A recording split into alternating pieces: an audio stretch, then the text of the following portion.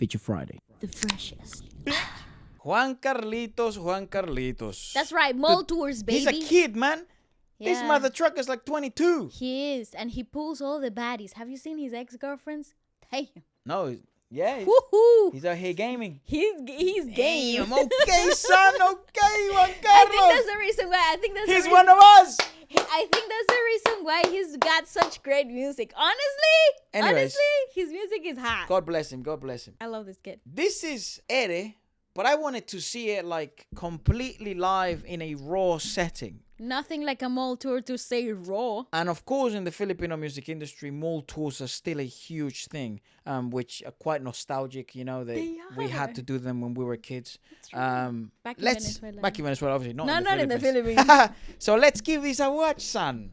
But it's so funny where I find so many similarities between the Philippines and... Sad songs and shit. Is that what it is? Sad songs and bullshit. Something like that. I'm gonna make one with the same, effect. Ah. And then, but it's sad songs and fuck Catherine. Oh, they gave a translation. It has lyrics.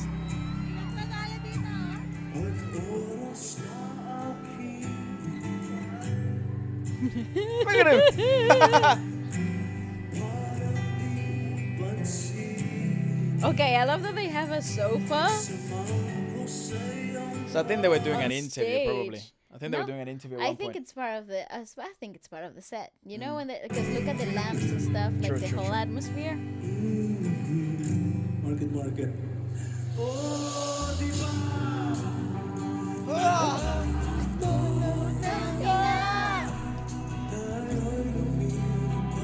Look at us singing the bad words part.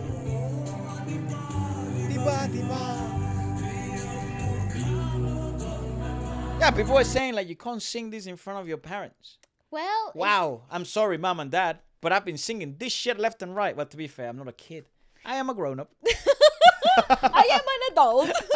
But yeah, because apparently, as a matter of fact, people were saying the older generation are giving this song some shit, Oh yeah, no. Because they're like, you're teaching kids how to swear. That's true. And then I'm yes. like, well, if you're already watching my videos, you've already learned that already. No, here's the thing though. I feel like that's kind of funny because So back fuck home, that, dude. back home we have such explicit songs in Latin Yeah. America in reggaeton. I mean, That obviously it's like sex with clothes, most of the stuff, and you get like kids in the end of year school party. Yeah, like in primary how Bro, when I was like, well, how old was I? When you were like in year Belting. 7? When you were in year 7, How old am I? like 10, 11. Yeah, dude, I was like out here 9 years old, but No, probably prior 10, to that. 10, 11, grinding if you say on like Ah, yeah, perreando, papi. yeah, bro, like dancing with these like little girls, and I'm a little boy, and we think we're the shit. Oh, yeah. It's just Latin culture's bizarre, man. Like if you It's think another, about it's it, another thing. it's wild. So swearing and stuff Reggaeton like that, came- very different. However, swearing is still like you still can't do it, and like in It's very South frowned upon. yeah, and in Latin culture, like you even have a specific way of referring to your elders. Correct. You can't just say you. It has to be like, I don't know, there's not an equivalent in English, but But it's like you have to call. It's a There's an respectful you. honorific. There's an honorific before you refer to them. You can't refer to them in first person kind of thing. So I understand why, like if, for example, in the Philippines, it's also like they do also have that similar culture, like your elders, you have to respect what they say. But, come on, I know you, oh, old Johnny, I know, I should have seen, you should have seen yourself when you were 21, yeah, back in the 70s, smoking that MJ, listening to the Beatles, being a rebel against the system,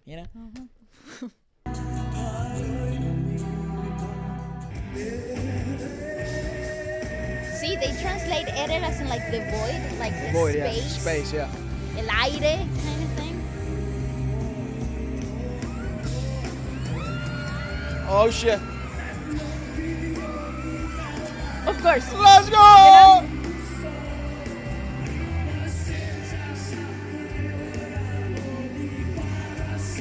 Let's go! That's crazy. Come on, this guy. You gotta love this guy.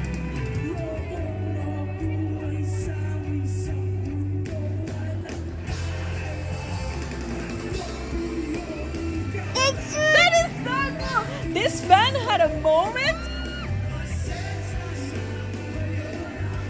Stop!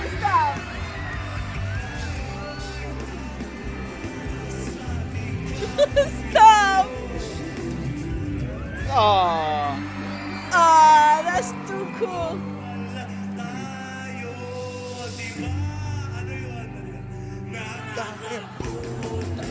Nah.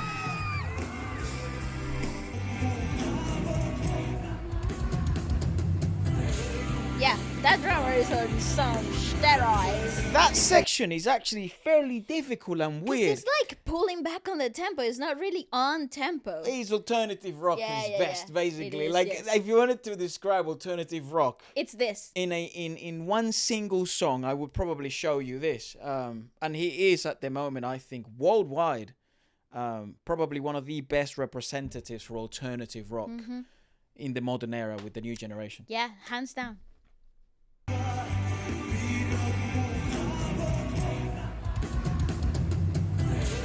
Yeah, cool. And look at the sound engineer guy also having a blast.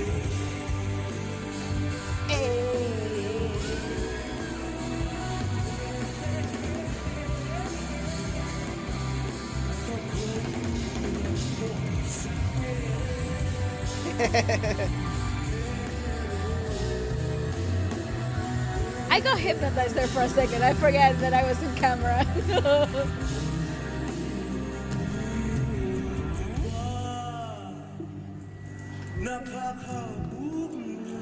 I rate this kid, man. Me too. He's sick. And I think he would do well in... Oh, even the feedback plays to his telling you, advantage. it's just this is his world.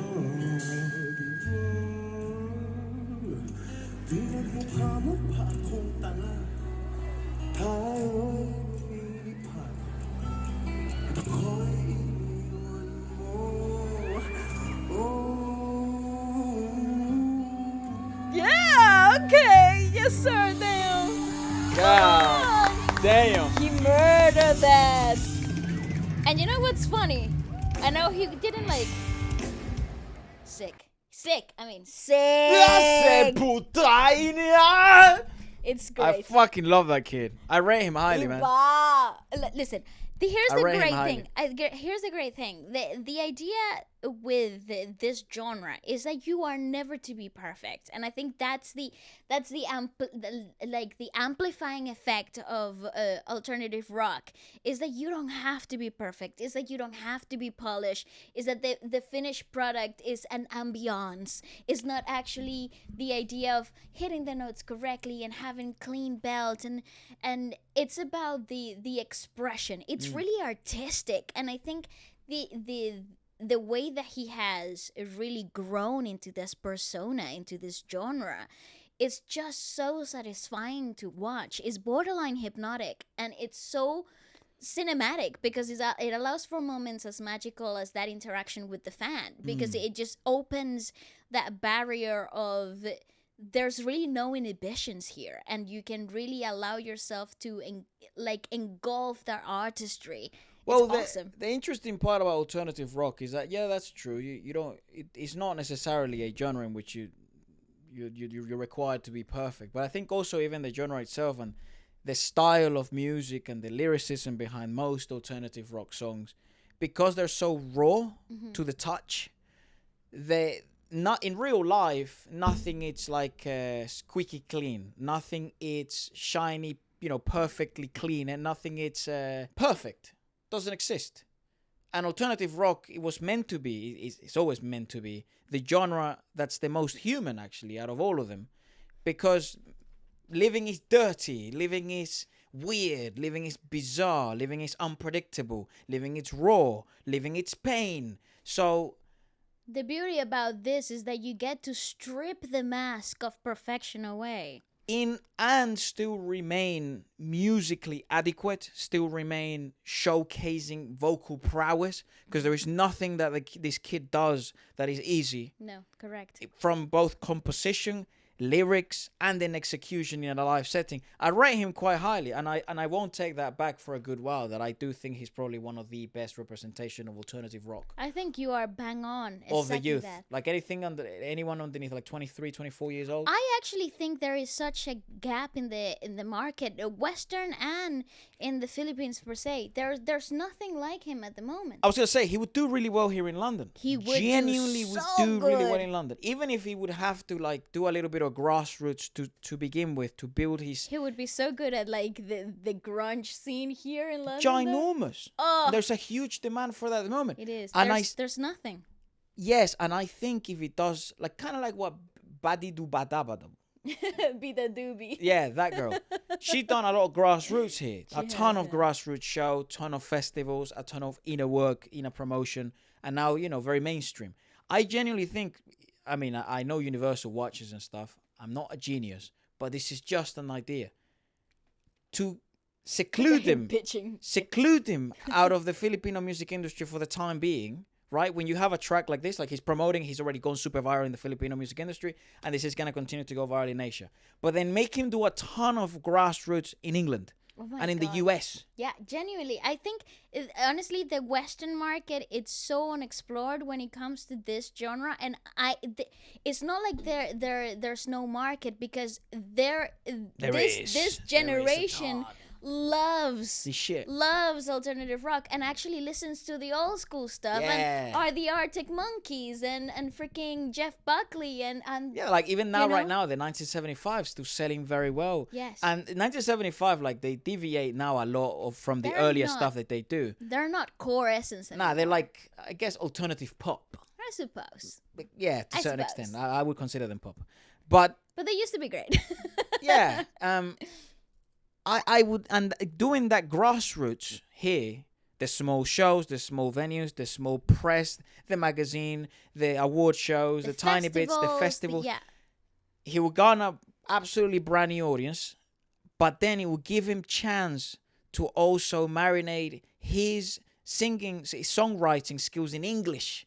I also think, Efra, you have to take into consideration this is only his second body. I of don't give work. a fuck. Like the the- kid is ready, yeah? Yeah, he is phenomenal. This It really lad is is obsessive. ready. Yeah. Anyways, adios.